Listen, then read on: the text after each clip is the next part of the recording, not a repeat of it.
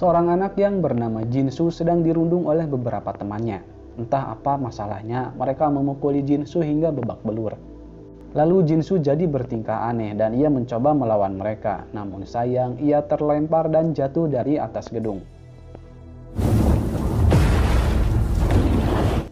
Kemudian Jinsu dilarikan ke rumah sakit. Lalu ayahnya datang dan masuk ke dalam ruang operasi tanpa sepengetahuan pihak rumah sakit.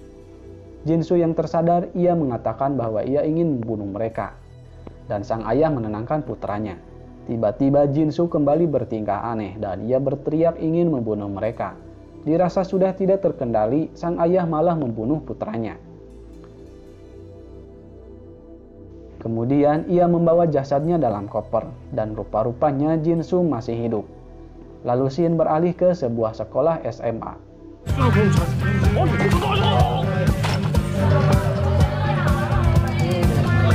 Hyunju yang ketiduran di ruang lab, ia terbangun dan saat ia akan keluar, Hyunju dikagetkan oleh suara berisik yang berasal dari dalam kotak besi. Hyunju yang penasaran, ia mengeceknya dan ternyata di dalam kotak itu adalah seekor hamster. Saat Hyunju berniat akan mengelus hamster itu, tiba-tiba jarinya digigit oleh si hamster. Secara bersamaan datang ayah Jinsu yang sekaligus guru fisika di sekolah itu. Setelah mengetahui Hyunju digigit si hamster, Lee tidak membiarkan Hyunju pergi. Beralih ke Chongsan dan Gyeongsu. Mereka sedang membicarakan tentang restoran keluarga Chongsan yang baru yang akan segera dibuka. Mereka pun dihampiri oleh Onju dan Isak yang hendak mengajak mereka untuk makan bersama di restoran Chongsan. Sesampainya di sana, ibu Chongsan menyuguhi mereka dengan menu baru yang ada di restoran itu. Ia juga meminta pendapat mereka tentang rasa dari makanannya. Makanannya enak, hanya saja menurut Onju rasanya terlalu asin. Lalu Isak menceritakan tentang rumor Guru Lee. Menurut Nayan, setelah putranya menghilang, Guru Lee kembali mengajar dan bau Guru Lee seperti mayat busuk. Mereka juga tahu kalau Jinsu selalu dibully dan mereka merasa kasihan kepadanya. Selain itu, sikap Guru Lee berubah setelah putranya menghilang. Setelah selesai makan, Onju meminta pendapat kepada Chongsan tentang model rambutnya. Dan Chongsan hanya bisa terdiam melihat Onju yang memainkan rambutnya.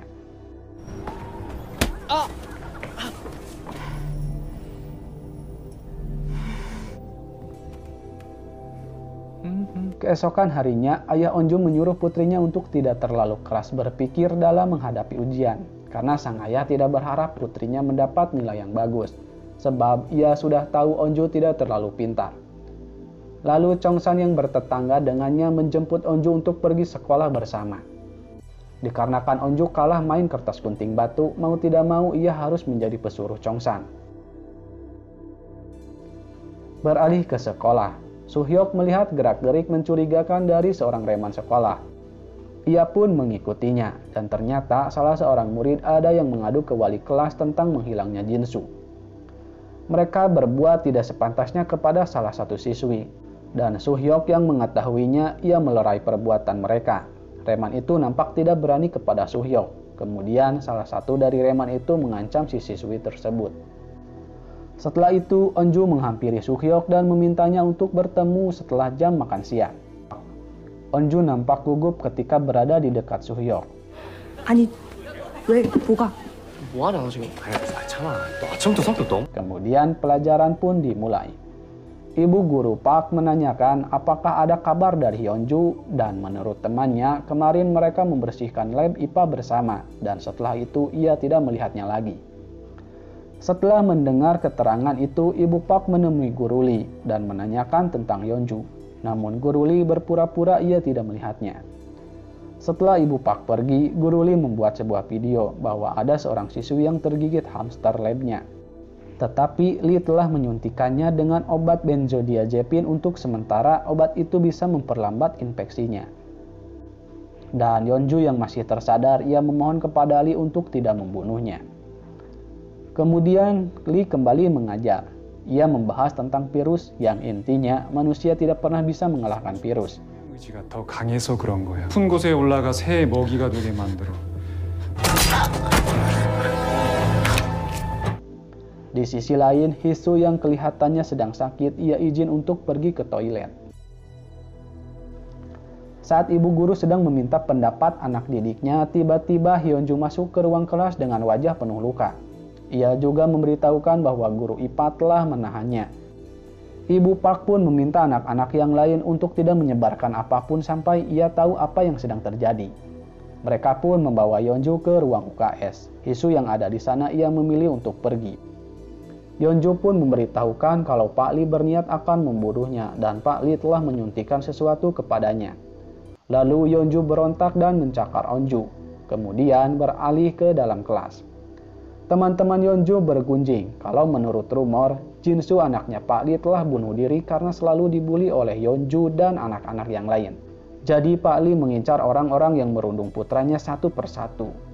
Lalu Ishak datang ke dalam kelas. Ia memberitahukan kalau Hyunju telah melukai orang dan baunya sama seperti Pak Lee. Di sisi lain, Hyunju pun akan dibawa ke rumah sakit dan ia akan diantarkan oleh pemadam kebakaran dan salah satu anggotanya ialah ayah dari Onju. Lagi-lagi Ibu Park mengingatkan agar jangan memberitahukan siapapun tentang itu. Saat mereka akan kembali ke dalam kelas, Soo-hyuk menanyakan apa yang akan Onju bicarakan. Tanpa basa-basi, Onju pun menyatakan perasaannya.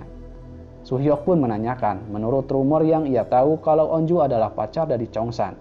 Namun Onju membantahnya, dan tiba-tiba Jongsan datang untuk menanyakan keadaan Onju. Karena penasaran, Soo-hyuk menanyakan apakah mereka berdua pacaran, namun Chongsan juga membantahnya. Ia bercanda, lebih baik memilih Jomi ketimbang Onju. Kemudian Pak Guru Lee yang baru tahu kalau Hyunju dibawa ke rumah sakit, ia menjadi panik dan marah. Keadaan antara guru menjadi tegang dan saling menyalahkan. Pak Kepala Sekolah memarahi Ibu Park karena ia tidak meminta pendapatnya sebelum memanggil ambulan dan polisi.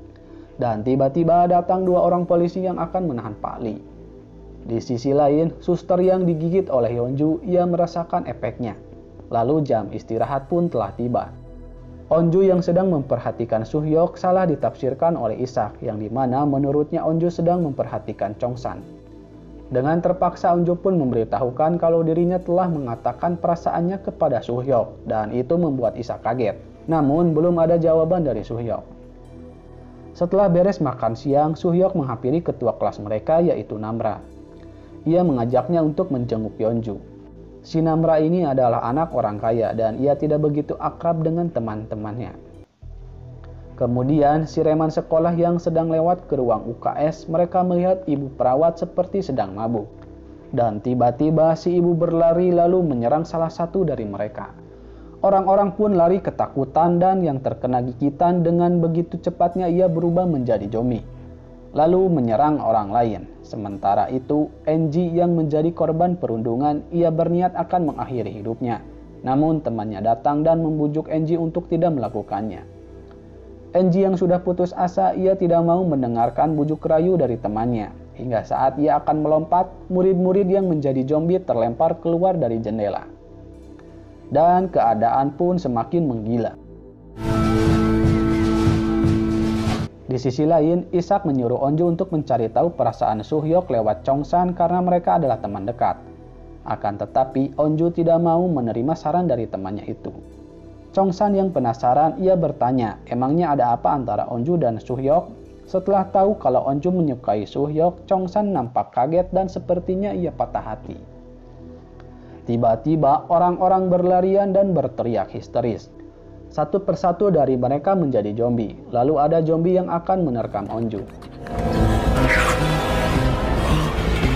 Di sudut lain, para zombie mulai menyebar, dan kepala sekolah ia memarahi para guru karena ada yang melapor ke polisi bahwa ada wabah zombie di sekolahnya. Ibu Park menerangkan keadaannya, bahwa Hyunju memang butuh dievakuasi. Lalu Ibu Park yang akan membuat pengumuman, ia dikagetkan dengan muridnya yang menjadi brutal. Beralih ke kantin. Onju berhasil diselamatkan oleh Chongsan. Semuanya menjadi kacau, bahkan untuk pergi keluar pun rasanya amat sulit.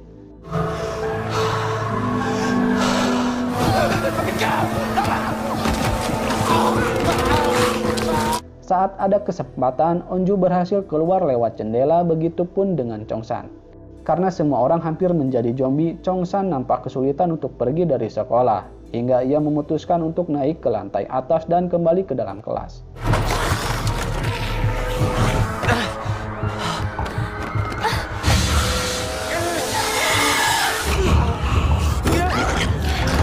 Di sana juga ada teman-teman sekelasnya yang selamat. Chongsan merasa keadaan yang sedang terjadi seperti dalam film Train to Busan. Lalu Suhyok datang lewat jendela dan itu membuat mereka kaget. Di sisi lain, Hyunju pun tiba di rumah sakit dan Pak Lee ia diinterogasi oleh seorang polisi yang mengenalnya. Jadi Pak Lee ini mempunyai gelar dokter dalam bidang biologi sel dan menjadi peneliti di sebuah perusahaan farmasi. Kemudian Pak Lee memilih mengajar di sekolah SMA. Pak Pol nampak geram kepada Pak Lee kenapa ia menculik Hyunju dan ia juga menduga kalau Pak Lee telah membunuh putranya sendiri. Rupanya Pak Lee ini sedang bereksperimen dengan mengamati seekor tikus yang terdesak karena terlalu ketakutan tikus itu bisa menyerang balik si kucing. Kemudian Pak Lee mengekstrak hormon testosteronnya dan memurnikannya, lalu ia mengujinya kepada putranya. Pak Lee pikir Jinsu akan menjadi kuat, namun rasa takutnya malah berubah menjadi amarah. Dan Jinsu juga malah menggigit ibunya. Akan tetapi Pak Lee tidak memberitahukan itu semua kepada Pak Pol. Beralih ke rumah sakit. Hyunju yang tersadar dari efek biusnya, ia berontak dan menyerang para petugas. Dan ternyata Hisu sedang hamil dan sepertinya ia akan melahirkan. Lalu di dalam sebuah mobil guru olahraga sedang memarahi anak didiknya yang gagal dalam mengikuti lomba. Ia menanyakan akan menjadi apa di masa depan yang akan datang jika mereka terus melakukan kesalahan. Mereka pun tiba di sekolah dan dibuat bingung dengan keadaan. Lalu Chongsan dan teman-temannya menemukan HP temannya dan mereka pun mencoba menelepon panggilan darurat. Laporan mereka hanya dianggap mengada-ngada dan polisi itu tidak mempercayainya. Kemudian muncul laporan yang sama di tempat yang berbeda. 물어뜯어요? Kemudian Onju mencoba menghubungi pemadam. Kali ini ia membuat laporan kalau di sekolahnya telah terjadi kebakaran hebat agar mereka mempercayainya. Lalu Nayan menyuruh Namra untuk melakukan sesuatu sebab ia adalah ketua kelas. Akan tetapi ia lupa bahwa itu tidak berlaku untuk saat ini. Nampaknya hubungan Namra dan teman-temannya tidak begitu baik dan mereka malah berdebat di situasi yang sedang genting. Tiba-tiba seorang guru masuk ke dalam kelas. Setelah memastikan semuanya aman, sang guru pun meminta untuk menghalangi pintu dengan barang yang ada. Lalu Ishak yang melihat tangan Pak Guru ada sebuah luka gigitan, ia memberitahukan teman-temannya. Situasi pun menjadi tegang, dikala Pak Guru memarahi Ishak dan ia memintanya untuk pergi keluar. Tak berselang lama, ia berubah dan menyerang salah satu dari mereka. Chongsan dan Gyeongsu berusaha menahan serangan si zombie. Dengan terpaksa, mereka harus segera pergi dari tempat itu. Suhyok yang bisa bela diri, ia mencoba menghalau zombie yang datang, dan teman-temannya pun berusaha membantu Suhyok. Saat ada kesempatan, mereka naik ke lantai atas, dan lagi-lagi Suhyok mengorbankan diri agar teman-temannya bisa ke tempat aman. Kini mereka semua terdesak dan pintu ruangannya terkunci. Lalu Onju menjebolnya dengan sesuatu dan mereka pun bisa masuk ke dalam. 안 잡아서 이렇게 된 거잖아. 문만 잡고 있었어도 치워가 안 Dan 들어? si Nayan yang tidak membantu, ia hanya bisa marah-marah dan menyalahkan orang lain. Lalu Onju yang baru tersadar bahwa Suhyok tidak ada, ia menjadi bersedih. Beralih ke Enji, ia merasa kehidupannya serba salah. Saat teman-temannya masih manusia, ia merasa terasingkan. Dan sekarang semuanya telah menjadi zombie, ia merasa terasingkan kembali. Dan ternyata si Reman sekolah juga masih hidup. Di sisi lain, ada beberapa orang yang sedang bersembunyi di dalam toilet. Mijin yang menyadari bahwa salah satu dari mereka ada yang terinfeksi, ia mencoba mengurungnya. Selain itu, ia bersiap jika temannya berubah menjadi zombie. Dan benar saja, setelah ia berubah dengan sigapnya, Mijin langsung menyerangnya. Dan mereka pun juga dibantu oleh kakak kelas mereka. Tiba-tiba Ibu Park memberikan pengumuman bahwa fenomena aneh sedang terjadi. Ia meminta orang-orang yang selamat harap berlindung dan menghubungi kepolisian jika memungkinkan, serta pergi ke luar sekolah jika mereka bisa. 안전한데 잘 숨어 있어. 그렇다면 학교 밖으로 나가시기 바랍니다. Lalu Regup penyelamat tiba di sekolah. Di sana nampak sepi karena para zombie terpancing oleh pengeras suara. Kembali ke dalam kelas, Ishak meminta Chongsan untuk menghibur Onju yang sedang bersedih. Namun Chongsan tidak mau, sebab siapapun yang Onju suka tidak ada hubungannya dengan dirinya. Kemudian Ishak menghibur Onju kalau Suhyok akan baik-baik saja. Ishak juga berpendapat, sepertinya Chongsan menyukai Onju dan ia bisa merasakannya. Namun menurut Onju itu tidak mungkin. Tanpa diduga, Ishak mulai merasakan efek dari gigitan zombie waktu tadi. Dan semuanya pun menjadi kaget. Lalu Onju memeluk temannya itu. Dan sekarang ia mulai berubah. Apa boleh buat, Chongsan harus menyingkirkannya meski ia tidak tega. Lalu Chongsan pun mendorongnya keluar jendela. Semua ingatan yang pernah dilalui Onju bersama Ishak kini teringat kembali dan ini akan menjadi perpisahan yang sangat menyakitkan.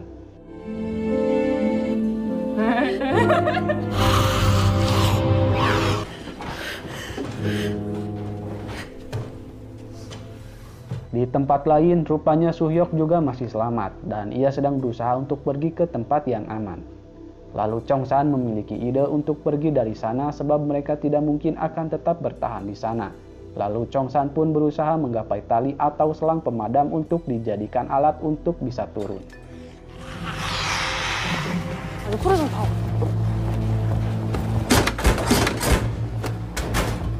Kemudian ia menyuruh temannya untuk mengecek situasi di lantai bawah. Rupanya ruangan itu aman dan di sana juga ada Ibu Park. Lalu satu persatu dari mereka mulai turun. Dan saat giliran Namra, ia menulis sebuah nota untuk Suhyok.